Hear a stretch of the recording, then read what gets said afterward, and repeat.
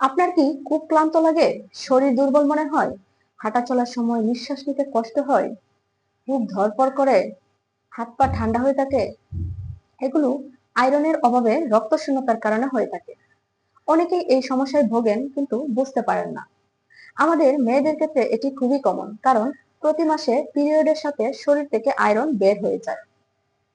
অতিরিক্ত ক্লান্তি, দুর্বল লাগা যে রক্তশূন্যতার কারণে হয়ে থাকে সেটা অনেকেই বুঝতে পারেন না। অনেকেই মনে করেন যে আমার শরীরটাই বোধহয় দুর্বল, আমি এরকমই, আমার গায়ে কোনো শক্তি নেই। ফলে আয়রনের অভাবে রক্তশূন্যতা ধরা পড়ে না, আর চিকিৎসাও হয় না। দেখা যায় মাসের পর মাস, বছরের পর বছর চলে যায়, কিন্তু এই রোগটি শরীরে বাসা বাঁধতে থাকে। এরকম চলতে থাকলে দেখা যায় শরীরে বিভিন্ন ধরনের সমস্যার সৃষ্টি হতে পারে, যেমন শরীরের রোগ প্রতিরোধ ক্ষমতা কমে যেতে পারে। দেখা যায় এই সমস্যা হলে শরীরের রোগ প্রতিরোধ ক্ষমতা কমে যাওয়ার ফলে সর্দি, জ্বর, কাশি লেগেই থাকে। বিভিন্ন ধরনের ইনফেকশন হয়, এমনকি হার্ট, কিডনি, ফুসফুস এগুলোর বিভিন্ন ধরনের জটিলতা সৃষ্টি হতে পারে। এই অবস্থায় যদি কেউ গর্ভধারণ করে তাহলে গর্ভের শিশু জটিলতা হয়।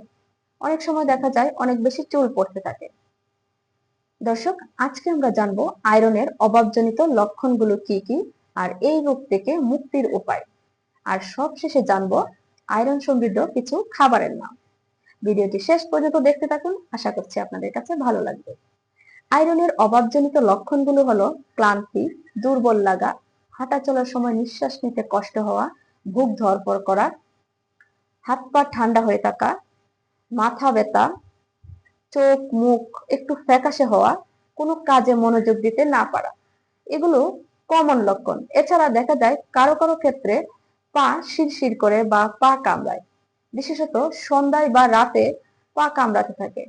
অনেক সময় দেখা যায় ঠোঁটের কোণে জিহ্বায় ঘা হয়, অনেক সময় শরীর চুলকায়।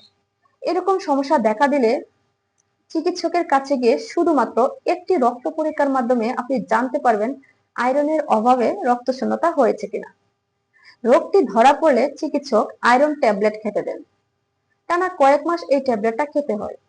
তাছাড়াও এই ট্যাবলেট খাওয়ার পাশাপাশি আয়রন সমৃদ্ধ খাবার খেতে হয়। আমাদের প্রতিদিনের খাদ্য তালিকায় এই আয়রন সমৃদ্ধ খাবারগুলো যদি থাকে, তাহলে কিন্তু আমাদের এই জটিলতায় ভুগতে হয় না।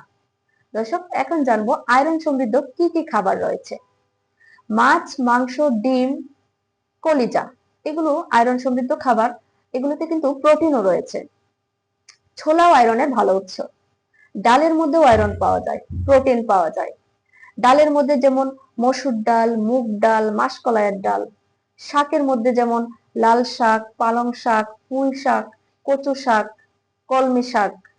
ড্রাই ফ্রুটস এর মধ্যে যেমন কাজু বাদাম, পেস্তা বাদাম, খেজুর, কিশমিশ, কুমড়োর বীজ। ফলের মধ্যে রয়েছে আপেল, কলা, আনার। মাছে কিন্তু কম বেশি আয়রন রয়েছে, কিন্তু সামুদ্রিক মাছে সবচেয়ে বেশি আয়রন রয়েছে, যেমন স্যালমন ফিশ, টোনা ফিশ। তারপর সবজিতেও খানিকটা আয়রন রয়েছে, যেমন ব্রকলি, মটরশুঁটি, খোসা সহ আলু। দর্শক, এই হচ্ছে মোটামুটি আয়রন সমৃদ্ধ খাবার। তারপরে যদি আপনাদের কোনো মূল্যবান তথ্য থাকে তাহলে কমেন্ট বক্সে জানাবেন। আর ভিডিওটি ভালো লেগে থাকলে চ্যানেলটি সাবস্ক্রাইব করে আমাদের সাথেই থাকুন।